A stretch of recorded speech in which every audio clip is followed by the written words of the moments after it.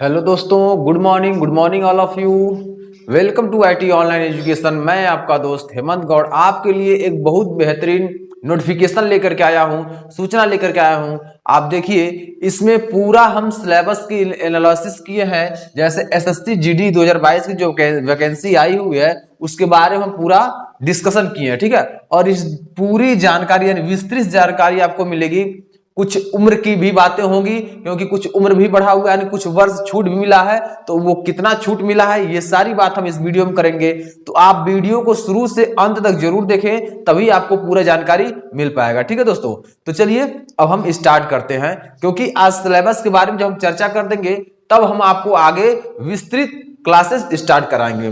तो आज हम आपको बताने जा रहे हैं, विस्तृत जानकारी दे रहे हैं आपको एसएससी जीडी यानी एसएससी जीडी 2022 यानी वैकेंसी आ चुकी है। वैकेंसी क्या है फुल डिटेल्स मैं आपको बताऊंगा, और कहीं जाने की जरूरत नहीं। सबसे तेज रफ्तार से आपको यहाँ हर प्रकार का नोटिफिकेशन आपको मिलता है, सभी प्रकार के नोटिफिकेशन मिलते हैं। तो चलिए सबसे पहले हम देखते हैं कुल पद कितना आ गया है। एसएससी जीडी 2022 का जो पद आया हुआ, कितने पद हैं, रिक्वायरमेंट कितने हैं, तो 24,369 रिक्वायरमेंट है। कितने दोस्तों? 24,369 रिक्वायरमेंट है। दूसरी बात करें हम तो फॉर्म शुरू, यानी फॉर्म शुरू मतलब फॉर्म कब से भरा जा रहा है, तो 27 अक्टूबर से 30 नवंबर 2022 तक चलेगा, ठीक है। 27 अक्टूबर स्टार्टिंग डेट है और एंडिंग लास्ट डेट आपका है 30 नवंबर 2022 तक, ठीक है दोस्तों। चलिए आगे दिया है आयु में छूट। आयु में कितनी छूट मिलेगी इसकी गणना हम करेंगे, यानी जो आयु में कितनी छूट मिल रही है ये सारी जानकारी हम आपको इसी वीडियो में देंगे। तो वीडियो को एंड तक देखें, और भी कुछ ऐसी संक्षिप्त जानकारी जो आपको इस वीडियो के अंत में देंगे। तो वीडियो को देखते रहिए, आगे हम देने वाले हैं, जस्ट आगे ही आपको ये सारी जानकारी देंगे। तो वीडियो जब आप कंप्लीट देखेंगे तो सारी जानकारी आपको कंप्लीट मिलेगा, ठीक है। चलिए आगे आदमी आपका दिया है गणना जो कब से हो रहा है, यानी जो यह एसएससी का जो ऑफिशियल वेबसाइट है उस पर दिया है गणना आपका 1 जनवरी 2023 तक हो रहा है, ठीक है ना। 1 जनवरी 2023 तक आपका गणना हो रहा है। और कितने वर्षों की छूट है मैं आपको बता दूं, 3 वर्षों की छूट दिया गया है, यानी कोरोना काल की वजह से 3 वर्षों का छूट दिया गया है, ठीक है। कितना छूट दोस्तों? 3 वर्षों तक है। ये आपके लिए क्या है, इंपॉर्टेंट है, ठीक है दोस्तों। ये आपके लिए इंपॉर्टेंट है, 3 वर्ष की छूट दिया गया। बहुत ही अच्छा, बहुत बेहतरीन अपडेट है आपके लिए। 3 वर्ष का जो छूट दिया गया है, एकदम तैयारी में लग जाइए। मात्र 2 महीने बचा हुआ है, 2 महीने में आपका एग्जाम होगा, तो मन से एकदम लग जाइए। और एकदम वर्दी तो पाना है, जब आप मन से लगे तो वर्दी आसानी से मिलेगा, ठीक है। चलिए अगला दिया है आपका आयु में छूट जो होता है वो किसको किसको कितना मिला हुआ है इसके बारे में हम बात करते हैं। जो उम्र में जो छूट मिला हुआ है वो किसको किसको कितना मिला हुआ है इसके बारे में हम बात करते हैं। चलिए जनरल यानी अनारक्षित सामान्य, यानी सब एक ही होता है। जनरल अनारक्षित सामान्य वर्ग को 18 से पहले जो था क्या, 18 से 23 वर्ष केवल होता है। कितना होता है उम्र? 18 से 23 वर्ष तक के जो भी अभ्यर्थी रहेंगे वो एसएससी जीडी का फॉर्म भर सकते थे। लेकिन इस बार 3 वर्ष का आयु में छूट मिला है, तो इस 3 वर्ष को ऐड करते हैं तो आपका 18 से 26 वर्ष। अगर जनरल अनारक्षित सामान्य वर्ग के अभ्यर्थी हैं तो 18 वर्ष से लेकर के 26 वर्ष के हैं तो वो फॉर्म भर सकते हैं, फॉर्म फिलअप कर सकते हैं, ठीक है ना।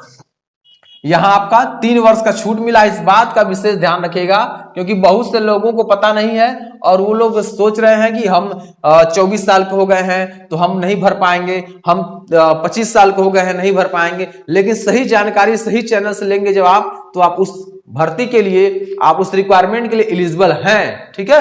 तो 3 वर्ष का आपका छूट मिला है। तो जनरल, सामान्य और अनारक्षित वर्ग के जो भी लोग हैं ये 18 से 26 वर्ष तक के हैं तो फॉर्म भर सकते हैं, ठीक है। यानी 97 से ज्यादा उम्र नहीं होना चाहिए, 97 से पहले का नहीं होना चाहिए, 1997 से पहले का डेट ऑफ बर्थ नहीं होना चाहिए, ठीक है। चलिए आगे अब देखिए दिया है एससी और एसटी,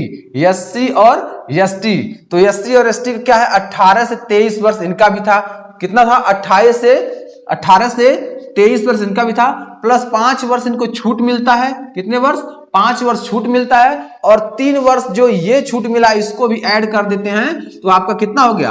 आपका हो गया टोटल 31, यानी 18 से 31 वर्ष तक के अगर हैं तो इनको फॉर्म भरने में अनुमति है। यानी पहले क्या था, 18 से 23 था, और 5 वर्ष जो छूट मिलता था SC/ST का, तो वो 5 वर्ष का छूट इसमें इंक्लूड था। लेकिन अब कितना हो गया, 3 वर्ष और इंक्लूड हो गया है, जो कोरोना काल की वजह से 3 वर्ष का ये छूट मिला है, तो आपका 3 वर्ष और इंक्लूड हो गया, कुल मिलाकर 31 वर्ष की, यानी 18 से 31 वर्ष के बीच की अगर है तो वो फॉर्म फिलअप कर सकते हैं, कोई दिक्कत नहीं है। चलिए ओबीसी की बात करते हैं, तो ओबीसी को वैसे आपको 23 से कितना मिला था, 23 और 3, यानी 23 पहले था, 18 से 23 साल पहले था, और 3 साल इनको अपने कैटेगरी का छूट मिलता है, यानी ओबीसी कैटेगरी का इनको 3 साल का छूट मिलता है, और 3 साल और छूट मिल गया। बहुत अच्छी खबर है आपके लिए कि 3 साल और छूट मिल गया है। कुल मिलाकर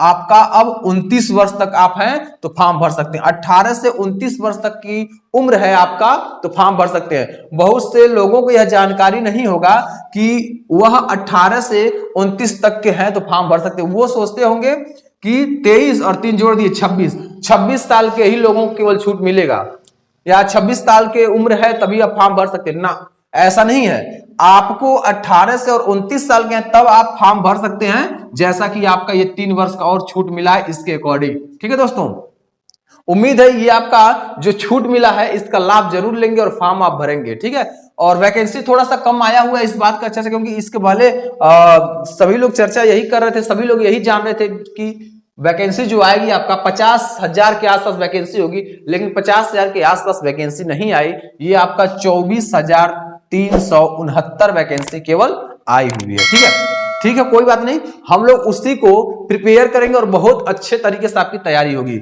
और 2 महीना मात्र बचा हुआ है, इस 2 महीने के ही अंदर जनवरी में ही आपका होगा एग्जाम, यानी जनवरी 2023 में जो एग्जाम डेट है, एग्जाम डेट आप क्या है, जनवरी, इस बात का ध्यान रखिएगा, जनवरी 2023 दोस्तों है। जनवरी 2023 में एग्जाम डेट पहले से उसमें दे दिया है नोटिफिकेशन में, तो इसकी तैयारी हमें करना। और नवंबर, आज 1 नवंबर हो गया, तो जब नवंबर आपका हो गया तो नवंबर दिसंबर हम लोग को बहुत अच्छे तरीके 60 दिनों की हम लोग टारगेट बैच लेकर चलेंगे, 60 दिन में हम लोग कंप्लीट कराएंगे। ठीक है ना, चलिए तो अब आगे हम बात करते हैं एग्जाम पैटर्न में क्या बदलाव हुआ है। देखिए दोस्तों, एग्जाम पैटर्न में क्या बदलाव हुआ है इसके बारे में हम बात करते हैं, क्योंकि जब एग्जाम पैटर्न हम समझ लेंगे, बहुत बड़ा बदलाव हुआ, छोटा नहीं बदलाव हुआ, बहुत बड़ा बदलाव हुआ है। तो इस बदलाव को जब हम एकदम समझ लेंगे तो हमें किसी प्रकार की तैयारी करने में समस्या नहीं होगी, सस्पेंस नहीं बना होगा।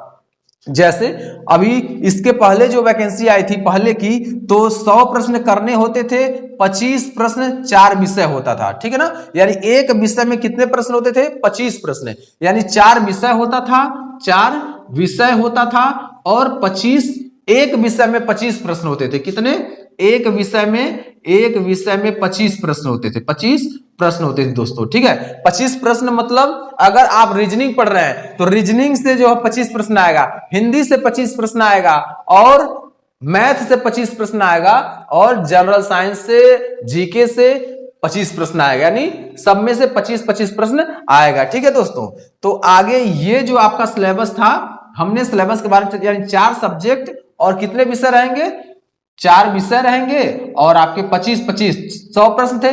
कब, पीछे, यानी इसके पहले थे, कब थे, इसके पहले थे। ठीक है, तो 100 प्रश्न 25-25 का 4 विषय पहले थे, लेकिन अब क्या परिवर्तन हुआ है इसके बारे में भी हम बताएंगे। लेकिन सबसे पहले हम पहले क्या था इसके बारे में बात कर लेते हैं। यानी 0.25 का निगेटिव मार्किंग था पहले, कितना था, 0.25 का निगेटिव मार्किंग था दोस्तों, 0.25 का निगेटिव मार्किंग था, लेकिन अब वो निगेटिव मार्किंग चेंज हो गया है। ठीक है, 100 नंबर में से मेरिट बनती थी, पहले कितने में से, 100 नंबर के, यानी एक प्रश्न 1 नंबर का होता था, 100 प्रश्न होते थे और 100 नंबर से ही मेरिट बनता था। ठीक है, आगे दिया है प्रत्येक प्रश्न 1 अंक का होता था, हमने अभी बताया आपको, प्रत्येक प्रश्न 1 नंबर का होता था, समय 90 मिनट होता था दोस्तों, जो टाइम होता था वो 90 मिनट का टाइम होता था। ठीक, ये तो क्या था, ये पहले का है, ये कब का है, पहले का है। लेकिन अब जो आपका 2022 की जो वैकेंसी आई है, 27 तारीख से जो फॉर्म भरा जा रहा है, उसमें क्या रूल्स लगा है, क्या परिवर्तन हुआ है, अब हम इसमें बात करते हैं, क्योंकि पीछे का हमने आपको बता दिया ताकि आप भी जान सके कि पीछे क्या था और अब क्या होने वाला है। ठीक है, चलिए अब क्या होने वाला है आपका, जैसे ये 25 प्रश्न था वैसे अब क्या होगा 20 प्रश्न होगा और विषय वही 4 रहेगा। ठीक है, विषय वही 4 रहेगा, लेकिन अब क्या होगा ये 20 प्रश्न होगा। 25 प्रश्न की जगह 20 प्रश्न होगा और टोटल जो प्रश्न होगा 80 प्रश्न होंगे। कितने प्रश्न होंगे दोस्तों? 80 प्रश्न होंगे। 20 प्रश्न एक सब्जेक्ट में, 4 सब्जेक्ट में 80 प्रश्न, टोटल आपके प्रश्न 80 होंगे। उसके बाद प्रत्येक प्रश्न का 2 अंक दिया जाएगा, यानी पीछे पहले क्या था 1 अंक मिलता था, लेकिन अब कितना मिलेगा 2 अंक मिलेगा। ठीक है दोस्तों, पहले 1 अंक मिलता था, अब 2 अंक मिलेगा। निगेटिव मार्किंग 0.250 अंक की होगी, यानी पहले निगेटिव मार्किंग क्या थी 0.25 थी, लेकिन अब निगेटिव मार्किंग क्या है दोस्तों बढ़ गई है। ठीक है, तो दोस्तों निगेटिव मार्किंग आपका 0.50 अंक की होगी। ठीक है, आगे दिया अब मेरिट 160, यानी जब 2 अंक का होगा एक प्रश्न तो जब 80 प्रश्न रहेंगे तो गुणे 2 कर देंगे, यानी 160 अंक का होगा। यानी जो आपका एग्जाम ही रहेगा 160 अंक का होगा और मेरिट भी 160 से ही बनेगा, मेरिट भी 160 से बनेगा। समय आपका अवधि जो है 60 मिनट है दोस्तों। समय अवधि कितना है 60 मिनट, पहले 90 मिनट होता था अब 60 मिनट हो गया। एक बात का और ध्यान रखेंगे, सीबीटी बेस है। सीबीटी मतलब क्या होता है कंप्यूटर बेस्ड टेस्ट। यह अब एग्जाम जो होगा वो कंप्यूटराइज होगा और ये कंप्यूटर पर आपको बैठकर देना होगा एग्जाम। जो देहात के बच्चे हैं, जो गांव देहात के जो बच्चे हैं, उन लोगों के लिए बहुत बड़ी कठिनाई तैयार हो गई है, क्योंकि यहाँ माइनस मार्किंग भी आपका डबल हो गया है। 25 का था 0.25 का था और यहाँ 0.50, माइनस मार्किंग भी डबल और समय भी कम। समय कम से कम आपका 90 मिनट देना चाहिए था, समझ में आया? समय कम से कम कितना चाहिए था 90 मिनट समय था। 90 नहीं देना तो 70 मिनट तो चाहिए था, 70 मिनट तो कम से कम चाहिए था, 70 या 80 मिनट जरूर चाहिए था, लेकिन समय आपका सबसे कम हो गया 60 मिनट समय हो गया, जो गांव के बच्चों के लिए बहुत बड़ी समस्या है। ठीक है ना, बाकी अगर अपने आप को मेंटेन करेंगे तो वो अधिक बेहतर होंगे। तो हम लोग बैचेस स्टार्ट कर दिए हैं और उसमें आप आइए बैच में पढ़िए और अपने आप को बेहतर कीजिए। चलिए अगले बार अगला कुछ हम देखते हैं क्या और दिया हुआ है इसमें इंपॉर्टेंट। ठीक है, अब हम देखेंगे कुछ ऐसे टॉपिक थे, कुछ ऐसे पॉइंट थे बचे हुए थे, वह पॉइंट मैं आपको बताऊंगा जो बहुत ही आपके लिए आपके परीक्षा की तैयारी करने के राह को बहुत आसान कर देगा। ठीक है, तो आइए देखते हैं।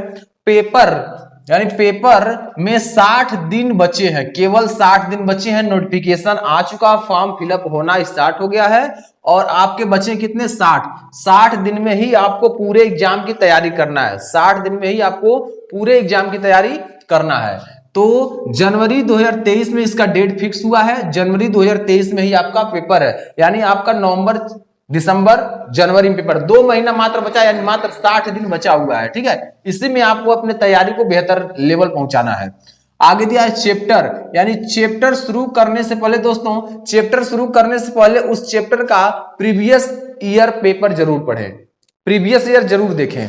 अगर आप तैयारी कर रहे हैं तो कोई भी चैप्टर शुरू होने से पहले आप उसका प्रीवियस ईयर जरूर देख लें। ठीक है दोस्तों, आप देखेंगे तो उससे अभ्यास होगा कि आप कैसे प्रश्न एग्जाम में पूछा जाता है और किस प्रकार से ज्यादा प्रश्न पूछा हुआ है, तो वैसे उसी तरफ के जाएंगे और चैप्टर को अधिक पढ़ेंगे, उस चैप्टर को जो चैप्टर से अधिक प्रश्न आते हैं। ठीक है, चलिए आगे है डिटेल्ड सिलेबस जरूर देखें। देखिए दोस्तों, मैं आपको इस चैनल पर आईटी ऑनलाइन एजुकेशन पर मैं आपको हर समय आपको सही नॉलेज देता हूं और जो आपका डिटेल्स है वो कोई भी वैकेंसी आती है तो मैं उस वैकेंसी के बारे में खुली नॉलेज देता हूं, ताकि आपको कोई ऐसा एक पॉइंट न छूट जाए जिसके कारण आप वंचित रह जाएं। ठीक है, अभी देखिए बहुत से अभ्यर्थियों को पता नहीं होगा 3 साल की छूट मिली है और वो 3 साल कितना है। ओबीसी के लिए कितना है, ओबीसी के लिए 29 साल, एससी के लिए अब 31 साल और जनरल के लिए 26 साल, तो सबको 3 साल छूट मिला है।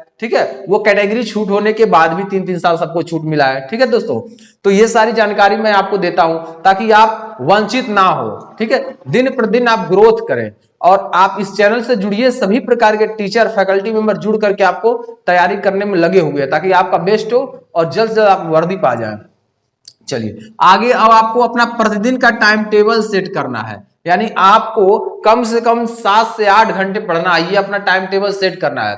अगर आप टाइम टेबल सेट नहीं करेंगे, मैं कितना हो पढ़ाऊं, आप यहां पढ़कर जाएंगे और घर पर नहीं पढ़ेंगे तो कोई मतलब नहीं होगा। इसलिए अपने टाइम टेबल को सेट कीजिए। वर्दी तभी पाएंगे जब मेहनत करेंगे। मेहनत कभी खाली नहीं जाता है दोस्तों, अगर आप मेहनत करते हैं तो। ठीक है, तो प्रतिदिन का समय सेट करें, टाइम टेबल जो आपका है उसे सेट कर ले, कब आपको क्या क्या कौन कौन सब्जेक्ट पढ़ना है, तो टाइम टेबल जरूर सेट करें। उसके बाद यह पिछले 7 साल के आधार पर प्रश्न जरूर देखें, यानी जो आपका प्रश्न है, जो पेपर है, वो 7 सालों के आधार पर क्या क्या कैसे कैसे प्रश्न पूछा है और कैसे कैसे लेवल को बढ़ाता गया है, इसे आप जरूर देखें।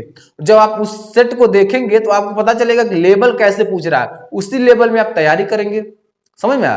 तो इस चीज को आप विशेष ध्यान रखिएगा कि आप पिछले 7 साल के जो प्रश्न पत्र हैं उसे जरूर देखें। सब्जेक्ट सिलेबस, यानी अब हम आपको बात करने जा रहे हैं सब्जेक्ट और सिलेबस के बारे में, कौन कौन सब्जेक्ट है और उसके अंतर्गत कौन कौन से चैप्टर आ रहे हैं। ठीक है, चलिए आगे दिया दोस्तों रीजनिंग। ये आपका रीजनिंग दिया हुआ है, रीजनिंग का चैप्टर आएगा, मैथ है और जीए जनरल अवेयरनेस है और हिंदी है। यही आपका 4 सब्जेक्ट है। इसी 4 सब्जेक्ट की आपको तैयारी करना है, बाकी और कुछ बाहर से नहीं पढ़ना है। हम आपको इस क्लासेस पर ही सभी प्रकार की नॉलेज देंगे। मैं रीजनिंग पढ़ाऊंगा, ऐसे बहुत सारे फैकल्टी मेंबर है, हिंदी भी मैं लेकर चल रहा हूं, प्रयास कर रहा हूं कि टीचर मिल जाए ताकि आपको वो नॉलेज दें। मैं अकेले एक सब्जेक्ट लेकर चलूंगा तो और बेहतर होगा आपके लिए। ठीक है, और 2-2 सब्जेक्ट चलना आप समझ ही रहे हैं, बाकी नहीं है तो हम सारी व्यवस्थाएं आपको करेंगे और जल्द जल्द आपकी व्यवस्था होने जा रही है आपकी क्लास के लिए। ठीक है दोस्तों, तो अगर वीडियो कैसा लगा, वीडियो अच्छा लगा हो तो वीडियो को लाइक दोस्तों जरूर करें, लाइक जरूर करें, क्योंकि आप लाइक करते नहीं है वीडियो देख करके और फिर चले जाते हैं, ना चैनल को सब्सक्राइब करते हैं, ना चैनल को लाइक करते हैं, ना शेयर करते हैं। कम से कम अच्छी जानकारी आपको मिले तो एक चैनल को लाइक कर दीजिए, चैनल को सब्सक्राइब कर लीजिए, ताकि बार बार आपको अच्छी जानकारी मिलती रहे। ठीक है, आपको मोटिवेट होते रहें। ठीक है ना, और अधिक से अधिक लोगों को शेयर कीजिए। देखिए, ज्ञान बांटने से ज्ञान बढ़ता है, तो ऐसा ना सोचिए कि मैं जो पा लिया, अच्छा ट्रिक मिल गया तो मैं अपने तक सीमित रख लूं, दूसरे को ना बताऊं, ऐसा कभी मत करिएगा। ठीक है, आप जब बांटेंगे तभी आपको मिलेगा। अब आप ये सोचिए कि मेरे पास आया, मैं रखता जाऊं रखता जाऊं रखता जाऊं, तो ये संभव नहीं है, फिर आना मुश्किल है। इसलिए जो ज्ञान आपको आए वह ज्ञान अधिक से अधिक लोगों तक बांटिए। चैनल को सब्सक्राइब कीजिए, लाइक कीजिए, शेयर कीजिए और बेल आइकन दबाकर ऑल नोटिफिकेशन कर लीजिए, ताकि हर वीडियो की नोटिफिकेशन सबसे पहले आप तक पहुंचे और एक भी वीडियो मिस ना हो। इस चैनल पर बने रहिए। IT online education by Hemant sir. जय हिंद, जय भारत।